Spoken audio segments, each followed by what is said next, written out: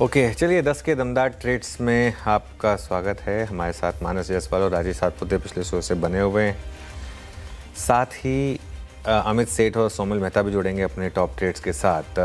Market outlook पर बातचीत करने के लिए वेलेंटिस एडवाइजर के फाउंडर और एमडी ज्योतिवर्धन जयपुरिया होंगे और टेक्निकल से बात करेंगे जेएम फाइनेंशियल सर्विसेज के एग्जीक्यूटिव डायरेक्टर और head of research Rahul Sharma से।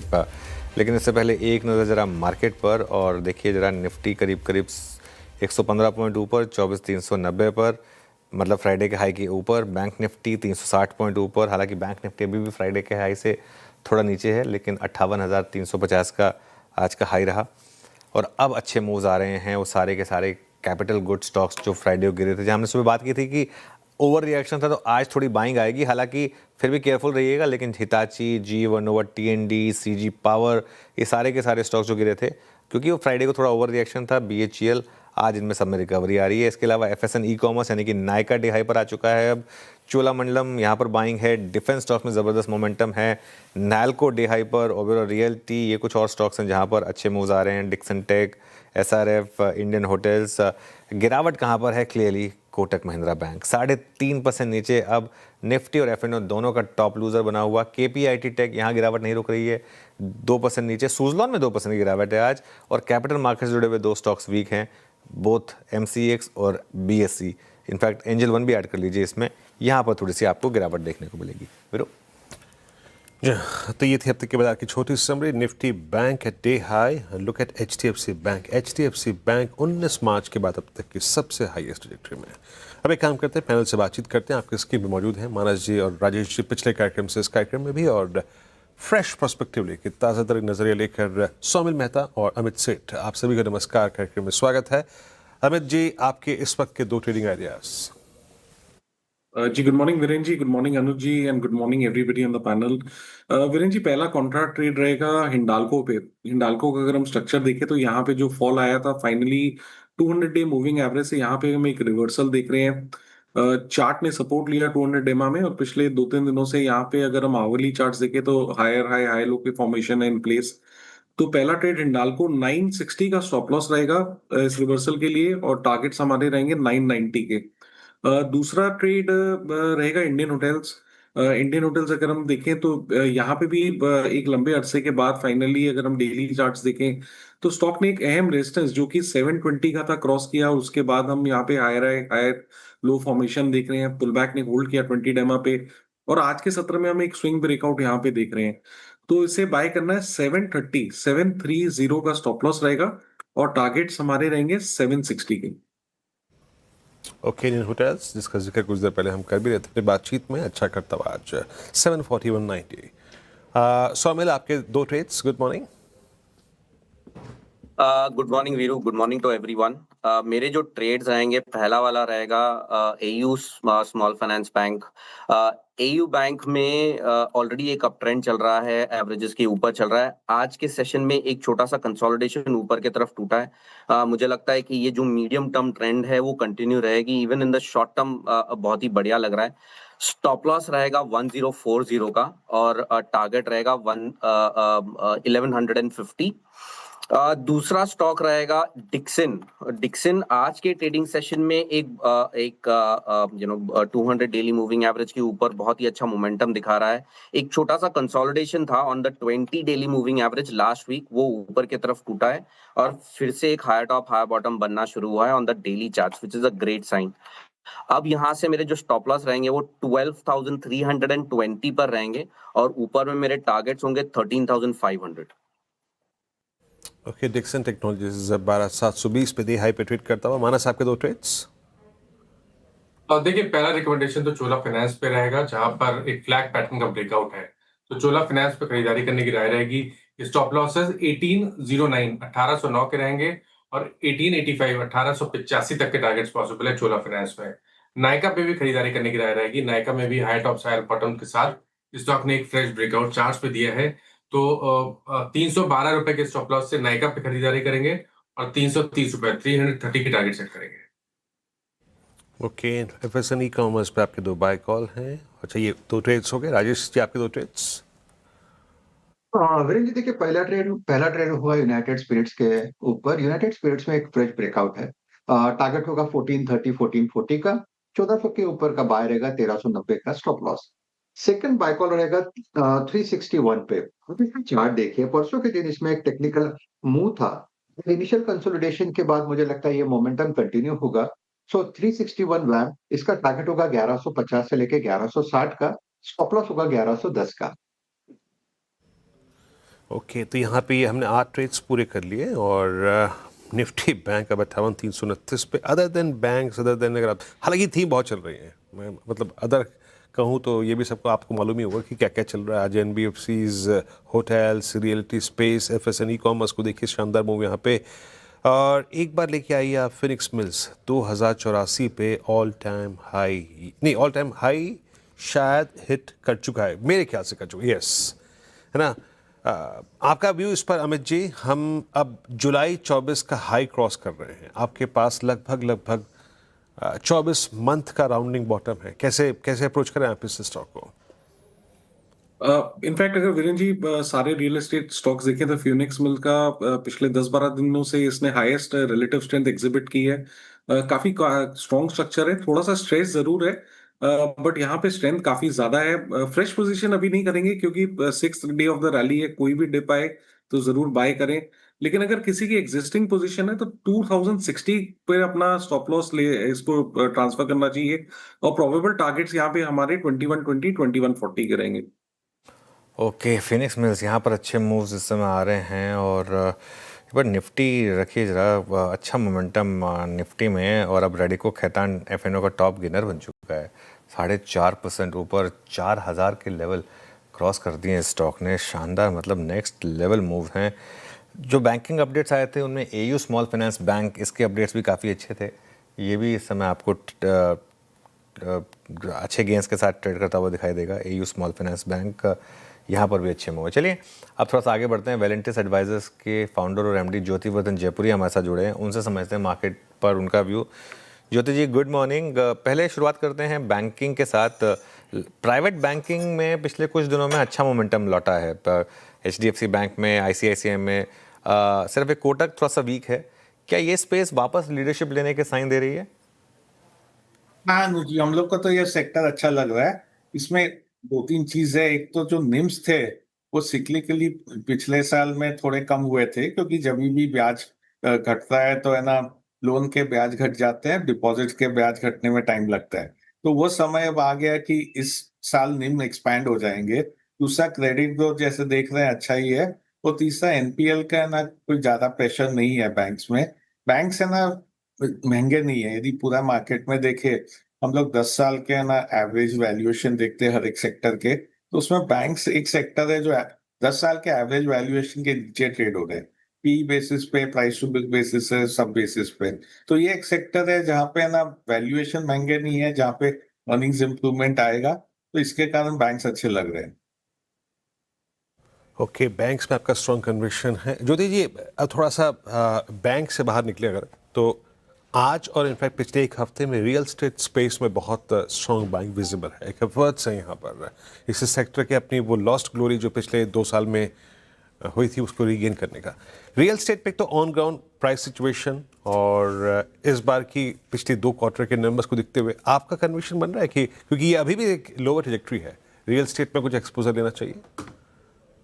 तो हम लोग का थोड़ा एक्सपोजर है रियल एस्टेट पे। जो ऑन ग्राउंड डिमांड देखने को मिल रहा है उसमें हाई एंड रियल एस्टेट का तो डिमांड अभी भी स्ट्रांग है, पर बाकी थोड़ा सा है ना नरमी दिख रहा है डिमांड के अंदर। तो जो हाई एंड रियल एस्टेट है उनका डिमांड स्ट्रांग है। सबके शेयर प्राइस अपने देखे तो 40-50% हाई से गिर चुके हैं। तो एक तरह से उस हिसाब से एंट्री पॉइंट अच्छा लग रहा है। और फोकस हम लोग का रहेगा जहाँ हाई एंड रियल एस्टेट आता है, क्योंकि वहां पे डिमांड एकदम बेकरार है, डिमांड इनफैक्ट काफी अच्छा है। तो वहां पे लग रहा है कि है ना जैसे ग्रोथ भी अच्छा आएगा और वैल्यूएशन भी घट चुके हैं। ओके, चलिए, तो ये होगी बात रियल एस्टेट पर। ज्योति जी, एक जहाँ तक सबसे ज़्यादा डिविसिव सेक्टर रहा है वो है लार्ज कैप आईटी, क्योंकि बहुत लोगों का मानना है कि ये एक एग्जिस्टेंशियल क्राइसिस है। आपने इतनी सारी साइकिल्स देखी हैं, आप इस गिरावट में बाइंग कर रहे हैं या फिर रैलीज में अपनी पोजीशन से एग्जिट कर रहे हैं इस समय? सो अनुज जी, हम लोग को 3 साल से हम लोग आईटी है ही नहीं हम लोग के पास, क्योंकि हम लोग का वही मानना था कि एआई के कारण आईटी में ग्रोथ काफी स्लो डाउन हो जाएगा। और अब वो थोड़ा कंसेंसस व्यू हो गया है। तो अब है ना, हम लोग के स्क्रीन पे आ रहा है कि अब आईटी लेना चाहिए क्या, क्योंकि एआई विल हर्ट देम, एक कंसेंसस व्यू है। स्टॉक्स काफी गिर चुके हैं, एकदम अंडर परफॉर्म कर चुके हैं। यहाँ से भी अभी जो मॉडल है, कैश जनरेट होते रहेगा एक तरह से। सो अब है ना, ये नेचर ऑफ कंपनी चेंज हो गया, ये बड़ा ग्रोथ कंपनी नहीं रहा, यहाँ पे है ना ग्रोथ धीरे ही रहेगा। अभी तक हम लोग ने एंट्री नहीं किया इसमें, पर अब थोड़े से हम लोग के स्क्रीन पे आ रहे हैं कि है ना, करना चाहिए कि नहीं। पर करेंगे एक तरह से कि भी स्लो ग्रोथ सेक्टर रहेगा, ये जो पुराना ग्रोथ रेट था वो आईटी में आने में काफी समय लगेगा। अच्छा ज्योति जी, भले ही अभी कुछ दिनों में महाराष्ट्र में और बारिश ठीक रही हो, लेकिन ओवरऑल अभी तक जो आंकड़े हैं मॉनसून के वो डेफिसिट्स रहे हैं। जून में तो काफ़ी बड़ा डेफिसिट गया था। आपका सेंस अभी एफएमसीजी पे क्या कह रहा है? जिस प्रकार के क्वार्टरली अपडेट्स मैरिको क्या है, डाबर क्या है, गोदरेज सीपी क्या है, और जिस प्रकार की ग्रोथ के अगर आप देखें तो इन्होंने आंकड़े दिए हैं, है ना, आपका सेंस क्या कह रहा है? क्योंकि ये वो सेक्टर है जिसने अभी तक इस पूरे इवन पिछले अपस्विंग में, आई मीन 26,200 का जो हमारा हाई था उसमें कोई भी पार्टिसिपेट नहीं किया था। 5-7% के स्विंग आते हैं लेकिन उसके बाद स्टॉक्स ठंडे पड़ जाते हैं। आपका एफएमसीजी पे भी टेक क्या है? तो एफएमसीजी एक दूसरा सेक्टर है जिसमें हम लोग कई साल से अंडरवेट है। तो इसके दो कारण है। एक तो जो लॉन्गर टर्म यदि अपने देखे ना, तो जैसे जैसे आमदनी बढ़ती है, पर कैपिटा बढ़ता है, लोग है ना कंज्यूमर स्टेपल से कंज्यूमर डिस्क्रेशनरी में चले जाते हैं, क्योंकि स्टेपल्स उन लोग लेते हैं जब कम रहता है, उसके बाद में जैसे जैसे आमदनी बढ़ती है वो है ना कंज्यूमर डिस्क्रेशनरी की तरफ चले जाते हैं। तो इन जनरल कंज्यूमर स्टेपल का डिमांड हम लोग का व्यू है कि स्लो रहेगा। कंज्यूमर सेक्टर खेलना है तो कंज्यूमर डिस्क्रेशनरी खेलना चाहिए। दूसरा यदि देखें तो डिमांड एनवायरनमेंट काफी स्लो रहा है। अभी जो बारिश आई है थोड़े दिन में, उससे ना वो प्रॉब्लम अभी तक सॉल्व नहीं होता है, क्योंकि बारिश के 3 चीजें, एक तो है ना कितना बारिश आता है, दूसरा किस समय पे आता है, क्योंकि सही समय पे बारिश आना चाहिए। एवरेज है ना ठीक हो जावे, पर सही समय पर नहीं आया तो नहीं होता है। और तीसरा है ना, सही जगह पे बारिश कितना चाहिए जहाँ पे फसल हो रही है। तो अभी भी जो आंकड़े देखे तो है ना, क्रॉप काफी कम है, तो रूरल डिमांड स्लो डाउन होने की आशंका है अभी भी। तो उसके कारण भी है ना, एफएमसीजी पे थोड़ा सेकेंड हाफ में प्रेशर पड़ सकता है। पर यदि अपने लॉन्गर टर्म स्ट्रक्चरली देखें तो हम लोग को एफएमसीजी अच्छा नहीं लगता, हम लोग को कंज्यूमर डिस्क्रेशनरी बेहतर सेक्टर लगता है। कंज्यूमर डिस्क्रिप्शन पे ज़्यादा अगर आप देखें आपका झुकाव है। अच्छा, एक स्पेस और आता हूँ जहाँ पे पिछले कुछ दिनों में एक स्विंग अच्छे आए हैं। अब मैं इनफैक्ट ज्योति सर पूरे के पूरे कमोडिटीज़ वर्टिकल को इस चैट में, इस बातचीत में इंक्लूड कर लेता हूँ, इस प्रश्न में इंक्लूड कर लेता हूँ। मेटल्स लगभग 4 साल तक पैसा बना के देने के बाद सेकेंड टाइम इन CY26 एक अनवाइंडिंग मोड में गए हैं, प्रेशर मोड में गए हैं। प्रीशियस मेटल्स में रिवर्सल आ गया है, बट मोर और लेस मेटल्स थोड़े से अगर आप देखें टायर्ड नजर आ रहे हैं। बट विद इन कमोडिटीज इस बार केमिकल्स में स्विंग नजर आ रहा है। जब हम इस धारणा पे काम करते हैं कि कुछ ना कुछ अपने पोर्टफोलियो में हम कमोडिटीज को रखेंगे, इस वक्त प्लेसमेंट मेटल्स की कैसी नजर आ रही है आपको और केमिकल्स की कैसी नजर आ रही है आपको? तो हम लोग अभी केमिकल स्टॉक्स ले रहे हैं। हम लोग 2 साल पहले केमिकल से निकल गए थे, क्योंकि उस टाइम पे ना काफी महंगे थे, वैल्यूएशन महंगे हो गए थे, और जो अर्निंग्स उसके अंदर फोरकास्ट थे वो काफी ना स्ट्रेच थे। तो अब है ना, शेयर प्राइस में करेक्शन आ गया, वैल्यूएशन थोड़े ठीक हो गए, और यहाँ से साइकिल थोड़ा इंप्रूव हो सकता है। क्योंकि पिछले साल अपने देखे तो जब यूएस टैरिफ्स आए, उसके बाद में जब है ना ये लड़ाई हो गई थी, तो फ्रेट रेट बढ़ गए थे, इंश्योरेंस कॉस्ट बढ़ गए थे, वो सब थोड़ा नॉर्मलाइज होना चालू हो गया है। तो हम लोग का धारणा है अगला 18-24 महीने में केमिकल्स में अर्निंग्स काफी अच्छा आएगा, और वैल्यूएशन कम हो गए हैं, शेयर प्राइस भी गिर चुके हैं, तो ये एक अच्छा मौका मिल रहा है केमिकल स्टॉक्स लेने का। सिलेक्ट केमिकल स्टॉक्स लेना चाहिए। एक और कारण यहाँ पे है कि जो चाइना है, वहां से बहुत कंपटीशन है केमिकल्स में। तो चाइना ने क्या किया है कि जो उनके एक्सपोर्ट हो रहे थे, जो एक्सपोर्ट ड्यूटी और एक्सपोर्ट इंसेंटिव दे रहे थे, उसको अप्रैल 1 से कम कर दी है। तो एक तरह से जो कंपेटिटिव प्रेशर चाइना से था, वो भी अभी केमिकल में थोड़ा कम हो जाएगा। तो कमोडिटी स्पेस में हम लोग का सबसे ज्यादा झुकाव इस समय केमिकल्स पे है। केमिकल्स पर है। आज डिफेंस में ज़बरदस्त मोमेंटम है, इनफैक्ट आज ही क्यों पिछले कई दिनों से। इस पर आपका क्या व्यू रहेगा? सो अनुज जी, डिफेंस एक अच्छा सेक्टर है। 3 साल 5 साल देखे तो जो भारत का डिफेंस बजट है उसका ज्यादा और ज्यादा हिस्सा लोकलाइज करने की कोशिश है, तो डोमेस्टिक कंपनीज को ऑर्डर मिलते रहेंगे। हम लोग के फ्रेमवर्क में थोड़ा ये कम फिट होता है 2 कारण के लिए। एक तो है ना, सिंगल बायर का डिपेंडेंस काफी है, तो यदि है ना गवर्नमेंट नहीं खरीदती है तो पूरा है ना सेल्स उसका है वो स्थगित हो जाता है, फिर अर्निंग्स नहीं आता है। दूसरा, वैल्यूएशन सस्ता नहीं है। तो वैल्यूएशन यहाँ पे काफी महंगा है। काफी गुड न्यूज एक तरह से है ना, यहाँ पे प्राइसिंग कर रहा है। तो जो मार्जिन ऑफ सेफ्टी हम लोग को चाहिए वो डिफेंस में नहीं बन रहा है। पर नहीं तो ऐसे अगले 3 साल 5 साल में काफी है ना ग्रोथ मोमेंटम आना चाहिए। ये कंपनी सब बड़ी हो जानी चाहिए। फार्मा और हेल्थ केयर, यहाँ पे आपका स्टॉक सिलेक्शन क्या कह रहा है सर? फार्मा में झुकाव किस तरफ है आपका, और health care I mean hospital stocks तो सारे के सारे ऑलमोस्ट ऑल टाइम हाई पे हैं, since index is all time high. यहाँ पर आपका स्टॉक सिलेक्शन क्या कह रहा है? तो यहाँ पे हम लोग का 2 जगह पे एक्सपोजर है। एक तो है यूएस जेनरिक्स पे। तो यूएस जेनरिक के लिए अपने देखे तो 6-7 साल काफी नरमी थी। यूएस जेनरिक के भाव गिरे जा रहे थे, वो अभी ना थोड़े स्टेबल हो गए हैं। अभी गिर भी रहे तो बहुत धीरे धीरे गिर रहे हैं, तो ऐसे बड़ा गिराव नहीं आ रहा है उसमें। तो वहां पे वैल्यूएशन ठीक है। स्टॉक्स ऐसे काफी अंडर परफॉर्म कर चुके थे पिछले 6-8 महीने में। वहां से ना स्टॉक्स में इम्प्रूवमेंट आया है, पर अभी है ना काफी रनवे बाकी है। मार्जिन ऑफ सेफ्टी काफी है। दूसरा है वो उसका थोड़ा एक तरह से ऑपोजिट है, वो एक सीडीएमओ स्पेस है। वहां पे वैल्यूएशन सस्ते नहीं है। वैल्यूएशन काफी एक तरह से महंगे है, पर ग्रोथ विजिबिलिटी बहुत ज्यादा है। तो एक तरह से 25% 35% इस तरह से ना ग्रोथ रेट आ सकता है अगले 3 साल 5 साल में इस कंपनियों में। तो एक तरह से हम लोग ग्रोथ खेल रहे हैं सीडीएमओ में। तो ये दोनों सेक्टर में हम लोग का ज्यादा झुकाव है फार्मा के अंदर। फार्मा एक तरह से हम लोग के लिए काफी ओवरवेट सेक्टर रहा है और अभी भी है। अच्छा, जहाँ पे स्टॉक्स में रिएक्शन और इस बार जो ग्राउंड रियलिटीज़ है उसको देखते हुए बहुत स्ट्रॉन्ग है। होटल्स को देखिए आप ज्योति जी, क्या गजब का मूव आ रहा है। हालांकि अर्निंग्स में यहाँ पे धीमापन कभी भी नहीं था, but still I mean October onwards pain था इस सेगमेंट में भी। बाजार के साथ ये भी नीचे आए थे, पर अब थोड़ी सी बाइंग विटनेस कर रहे हैं। होटल्स में आपका व्यू? तो होटल में हम लोग ने अपना पोजीशन थोड़ा कम किया है। काफी हम लोग जल्दी खेल लिए थे होटल्स को। ये कम किया एक कारण के लिए कि यदि देखें होटल्स में पिछले 3-4 साल में क्या हुआ, एक तो ऑक्यूपेंसी बढ़ी है और दूसरा है ना रेट्स बढ़े हैं। पर अब है ना रेट यहाँ से बढ़ाना थोड़ा मुश्किल हो जाएगा, जो क्योंकि है ना काफी महंगे हुए हैं होटल्स। एक तरह से भारत के होटल देखे और अपने साउथ ईस्ट एशिया में होटल देखे तो यहाँ पे दाम बढ़ गया है काफी, वहां पे काफी सस्ते मिल जाते हैं।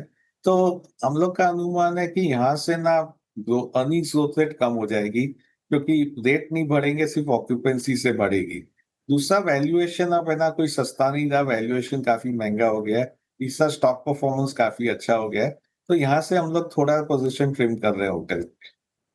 ओके, चलिए होटल्स में पोजीशन थोड़ी ट्रिम कर रहे हैं ज्योति जी। बहुत बहुत शुक्रिया ज्योति जी आज हमारे साथ जुड़ने के लिए। चलिए, आज की मार्केट के स्ट्रेंथ में सबसे बड़ा कंपोनेंट है बैंक निफ्टी, खासतौर से प्राइवेट बैंक्स। सिर्फ एक एचडीएफसी बैंक को, कोटक बैंक को छोड़ दें तो, लेकिन एचडीएफसी बैंक लीड कर रहा है 3.25% की रैली के साथ। साथ ही एक्सिस, इंडसइंड, बंधन, एयू बैंक सब में काफ़ी अच्छा एक्शन है। एक बार नूपुर के साथ सारे अपडेट्स रिविजिट करते हैं। Nupur, good morning. Good morning. सबसे पहले एचडीएफसी बैंक के साथ ही शुरुआत करते हैं। अच्छा खासा क्वार्टर रहा है। Q1 के अपडेट्स देखें तो काफ़ी स्ट्रॉन्ग आपको नजर आएंगे। ग्रॉस एडवांसेस की बात करें तो ऑलमोस्ट 15% की बढ़त यहाँ पर आती हुई नजर आई है। 30 लाख करोड़ के आसपास पहुंच गया ये आंकड़ा। डिपॉजिट्स भी देखें तो ऑलमोस्ट 15% की बढ़त आपको यहाँ पर भी दिखेगी। कासा डिपॉजिट्स देखें तो 9.4% की ग्रोथ यहाँ पर आती हुई नजर आई है। 10.25 लाख करोड़ के आसपास YOY ये आंकड़ा आते हुए नजर आया है। कुल AUM भी देखें तो यहाँ पर भी 12% की स्ट्रॉन्ग ग्रोथ यहाँ पर आती हुई दिखी। ऑलमोस्ट 3.25% स्टॉक ऊपर है। Q1 का अपडेट काफ़ी स्ट्रॉन्ग आते हुए नजर आया। लेकिन दूसरी तरफ निराशा कोटक बैंक से, और वहाँ पर आपको स्टॉक में रिएक्शन भी नजर आएगा। नेट एडवांसेस देखें तो 15% की बढ़त है। कासा में 10 10% की बढ़त आती हुई नजर आई है। हालांकि कुल डिपॉजिट देखें तो यहाँ पे सबसे ज़्यादा कमजोरी आपको नजर आएगी, 11% की बढ़त है, लेकिन दूसरे बैंक से कंपेयर करेंगे तो आपको सबसे वीकेस्ट नजर आएगी। एक्सिस बैंक यहाँ पर भी फोकस में, ग्रॉस एडवांसेस में ऑलमोस्ट 19% की बढ़त इस क्वार्टर में आती हुई नजर आई है। डिपॉजिट्स देखें तो 18% की ग्रोथ यहाँ पर भी है। कासा डिपॉजिट्स में 11.5% की स्ट्रॉन्ग ग्रोथ है और टर्म डिपॉजिट्स भी देखें तो 8.5 लाख करोड़ के पार जाते हुए नजर आ रहे, 23% की बढ़त यहाँ पर भी देखने को मिली है।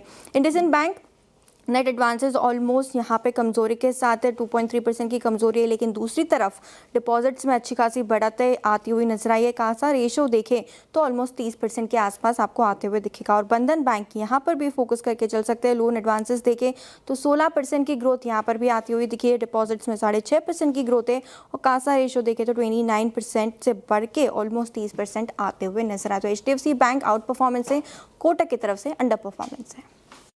अनुपुर, बहुत बहुत शुक्रिया। सारे तमाम बैंकों के अपडेट्स और अपडेट्स के बाद अगर आप इस स्ट्रॉन्ग रिएक्शन को देखें, आप फील कर सकते हैं bank Nifty is a day high. But Anuj, गीत के 2 बोल बाजार को पसंद आ गए हैं।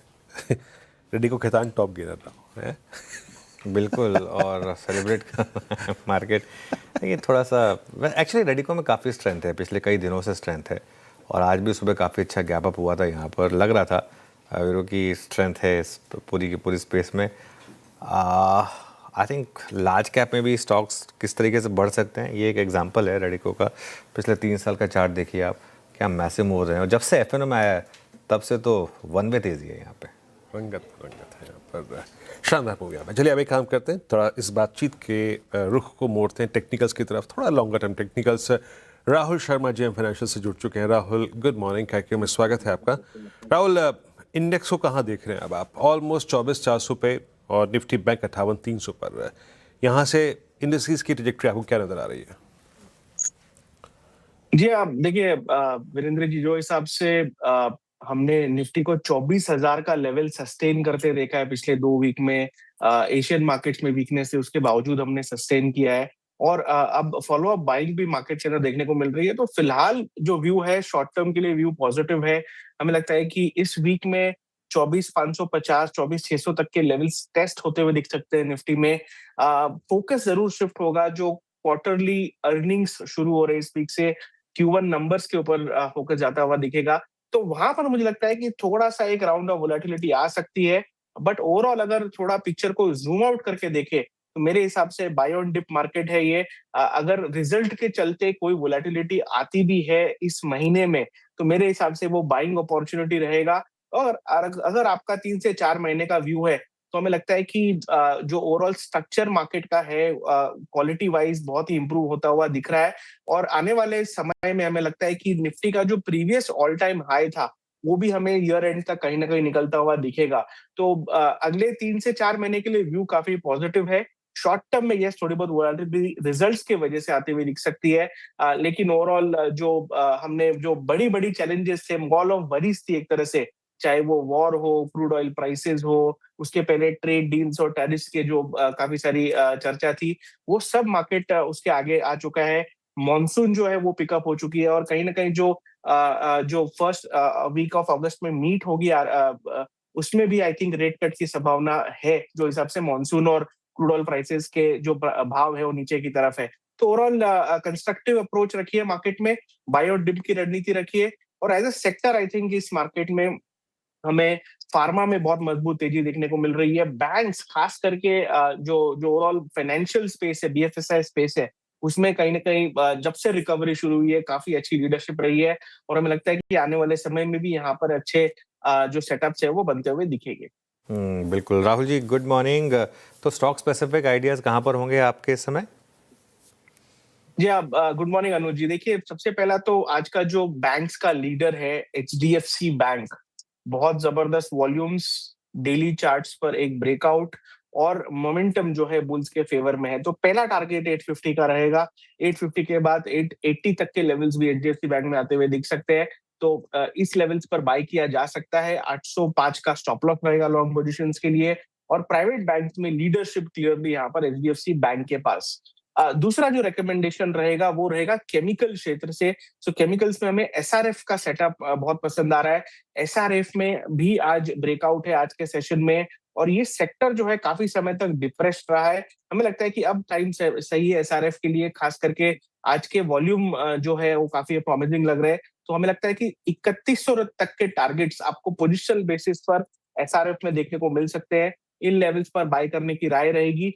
2730 का स्टॉप लॉस रहेगा लॉन्ग पोजीशंस के लिए। और दोनों एचडीएफसी बैंक और एसआरएफ पोजिशनल ट्रेड्स है, दोनों हमें लगता है कि अपने अपने सेक्टर्स में लीड करते हुए दिख सकते हैं। जी बहुत बहुत शुक्रिया, इस नोट पर आपको थैंक करेंगे और इस शो को भी थैंक यू समेटेंगे। वीरेंद्र। इस शो को भी समेटेंगे। निफ्टी 24,400 क्रॉस कर चुका है। जी हाँ, 24,400 क्रॉस कर चुका है। एक और हायर हाई और हायर लो अब निफ्टी बना चुका है, अनलेस ऑफ कोर्स यहाँ से अब 250 के नीचे चला जाए तो। बट बैंक निफ्टी स्ट्रेंथ में है, शानदार मोमेंटम मार्केट में। इस शो को समेट रहे हैं। श्रेया वापस आई हैं और उनके साथ देखिए आप ट्रेडर्स हॉटलाइन।